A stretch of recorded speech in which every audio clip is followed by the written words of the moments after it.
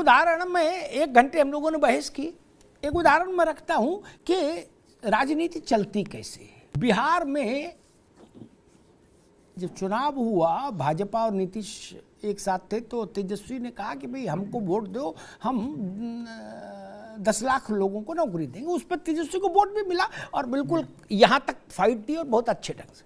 खैर, फिर परिस्थिति बदली और नीतीश जी और तेजस्वी एक साथ आ गए, तो नीतीश बाबू ने एक रैली में कहा कि 10 तेजस्वी की और 10 हमारी तरफ से 20 लाख सरकारी नौकरी। खूब ताली बजी। रजत बाबू सुनिएगा, लेकिन मंच की बात का कोई मतलब नहीं होता अगर बोलने वाला मतलब न माने, उनका रखना चाहे। ठीक, मंच की बात और व्हाट्सएप पे आया चुटकुला बराबर है। ठीक, उसका कोई अर्थ नहीं होता। आप लोग खुश हो जाते हो, मैं कभी खुश नहीं होता, ना दुखी होता ना खुश होता। आप लोग खुश हो जाते हो, उन्होंने भैया माननी जी आए थे वो बोल गए हैं, क्या कुछ नहीं। सदन को देखिए, दस्तावेज देखिए। ठीक, विक्रम सिंह जब भी मिले होंगे इनसे किसी ने ये कहा होगा कि नहीं आपका कुछ नहीं करेंगे? बोले करेंगे, बुलाते देखते क्या सही है। देखा तो नहीं। बिहार में कल परसों बजट आया, आलोक बाबू, गजब हो गया। वित्त मंत्री ने कहा कि मसला सरकारी नौकरी का नहीं, यानी 20 लाख भूल जाओ बेटा और ठंडा पानी पियो। हम युवाओं में स्वावलंबन और आत्मनिर्भरता पैदा करेंगे। बोलो सियावर रामचंद्र की जय। ये आदमी अपने आप नहीं पैदा कर लेगा लड़का, स्वावलंबन और आत्मनिर्भरता है। इसमें आप क्या करेंगे? जान छूट गई, जान छूट गई क्या? वहां के कई ऐसे जो रजत और तुम लोगों जैसे जो लोग हैं, उन लोगों ने मुझे कहा कि साहब के सर इस पर एक शो करो, ये तो धोखा हो गया। मैंने जिस दिन वो बोल रहे थे कि 20 लाख, उसी दिन मुझे लग रहा था कि ये चुटकुला है। क्या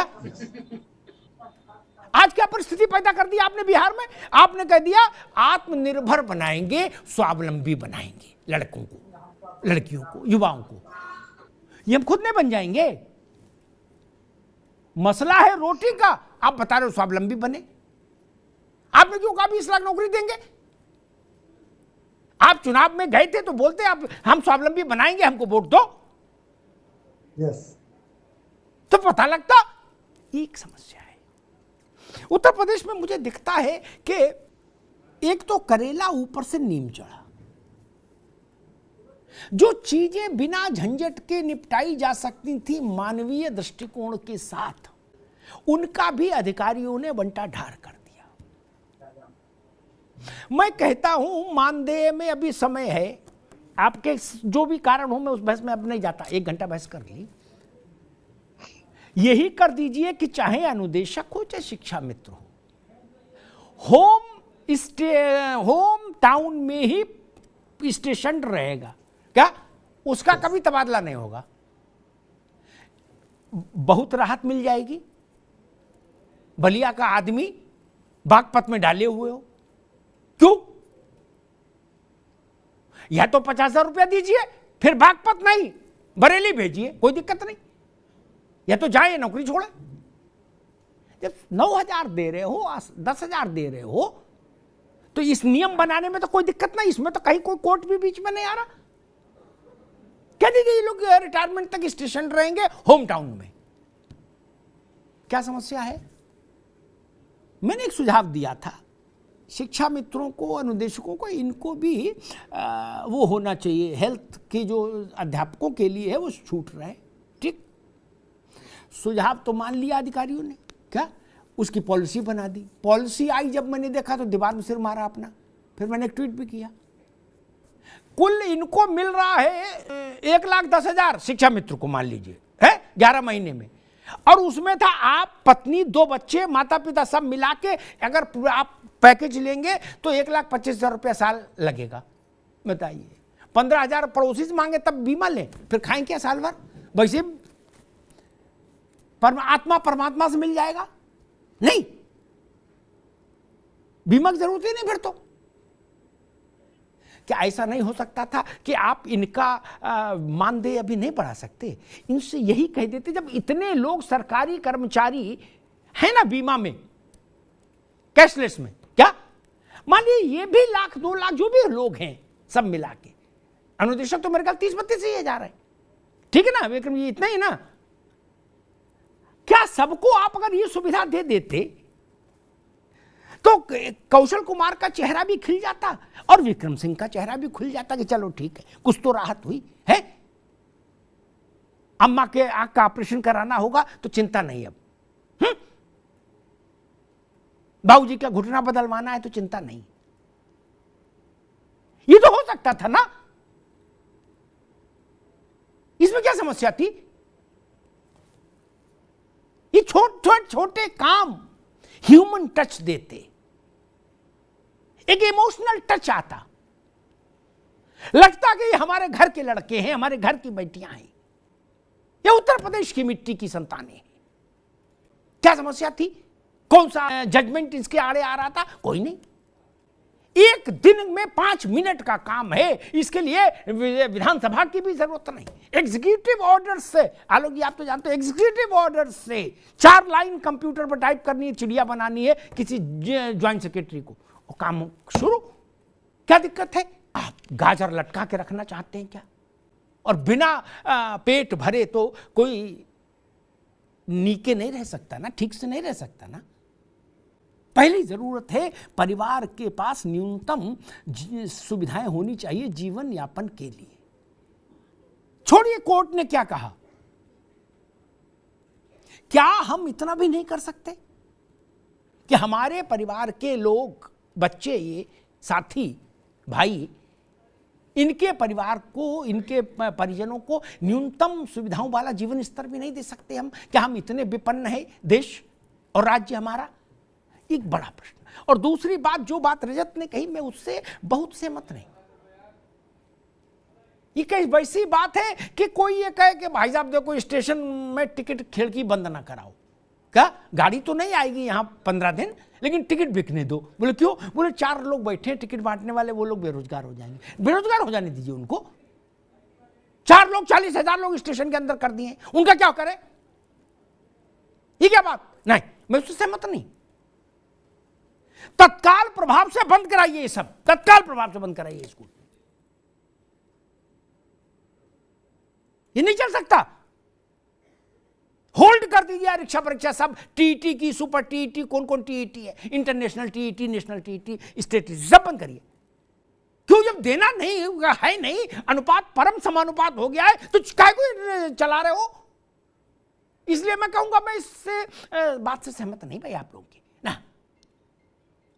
प्रबंधक जी हैं, राम खिलाड़ी जी, ऐसे नाम ले दिया है, खाए कमाए या घाए, उनके घर में और बरकत होती रहे, इसलिए चलना चाहिए क्या स्कूल? बंद करिए। एक ही दिन का रोना होगा ना, हो जाएगा। सारे स्कूलों में काम करने वाले सारे लोग जोड़ लीजिए, कितने होंगे ऐसे ट्रेनिंग स्कूलों में काम करने वाले लोग? लेकिन उससे समस्या कितनी हो रही है? एक साथ लाख बच्चा पास आउट हो रहा है। बोले जी वीटीसी कराए, बोले अब क्या करोगे? बोले लखनऊ की बस में बुकिंग करा ली, लक्ष्मण मेला मैदान जाएंगे। लक्ष्मण मेला मैदान के लिए स्कूल चलता रहे, फिर संघर्ष होगा। रजत कहेंगे कि हमको दादा रात में पुलिस उठा ले गई। इससे पहले तो ये बंद कराइए भाई। इन सब चीजों ने व्यवस्था को और खराब कर दिया। आप नहीं दे सकते, उम्मीद मत जगाइए। मैं मनोविज्ञान की बात कह रहा हूं। जो बच्चा टीईटी पास में जिसका नाम आ जाता है, वो आधा मास्टर तो अपने को मान ही लेता है। गलत तो नहीं कह राकेश पांडे? क्या शादी ब्याह के लिए भी हाँ बोल देता, बोले ठीक है अब कोई दिक्कत नहीं। 20 लाख बच्चा, 20 लाख देश के सारे राज्यों के प्राइमरी सेक्शन में भर्ती हो जाए और यूपी के टीईटी कोई खाली नौकरी मिले तो भी 20 लाख खपेंगे नहीं। भैया गलत तो नहीं करा? आप लोग ज्यादा समझदार हैं।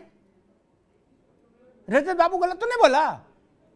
सारे देश भर के बेसिक शिक्षा के स्कूलों में केवल यूपी के लड़के को नौकरी दे दो 1 साल, तो भी 20-22 लाख खप जाए। नहीं खप सकता क्या? इसके लिए दुनिया के कई मुल्कों में भी यूपी का ही लड़का देना पड़ेगा। तब 1 साल का खपेगा, अगली साल फिर 20-22 लाख तैयार। क्यों भाई, क्यों कराएं? पैसा लगता है इसमें, बच्चे का आना है, जाना है, बैंक ड्राफ्ट है। उसके बाद अगर कहीं भगवान के आशीर्वाद से वो पेपर आउट हो जाए, सॉल्वर आ जाए, कौन कौन बवाल हो जाए, तो गई भैंस पानी में। क्यों? उत्तर प्रदेश में मैं पिछले 15-20 साल से देख रहा, इनके पहले पीढ़ी के भी साथी मेरे पास आते थे, अब ये लोग हैं। सच्ची बात आलोक बाबू ये है, उत्तर प्रदेश में प्राइमरी अध्यापक की, सहायक अध्यापक की नौकरी के लिए संघर्ष करने वाले लोग, शिक्षा मित्र और अनुदेशक, ये वो टीचर नहीं हो पाए, इनको वेतनमान ठीक नहीं मिल पाया, मान दे, लेकिन इन सबको ऐसी परिस्थितियां आई कि ये सब हाई कोर्ट, सुप्रीम कोर्ट, कहीं भी सीनियर एडवोकेट के तौर पर काम कर सकते हैं। विक्रम सिंह को सुनिए, क्या कोई धारा बची जो इनको याद नहीं? बताइए क्या? कौशल कुमार को सुनिए, रजत सिंह को सुनिए। ये स्थितियां ये कि इसलिए थोड़े ना बने थे ये लोग, इन्हें कहीं स्कूल में पढ़ाना चाहिए था अच्छे से। नहीं, ये जब मिलते तो इतनी फाइल लिए चल रहे हैं।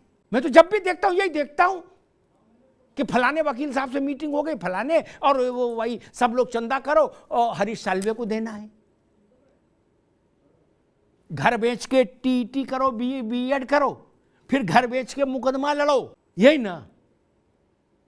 ये दुखद है,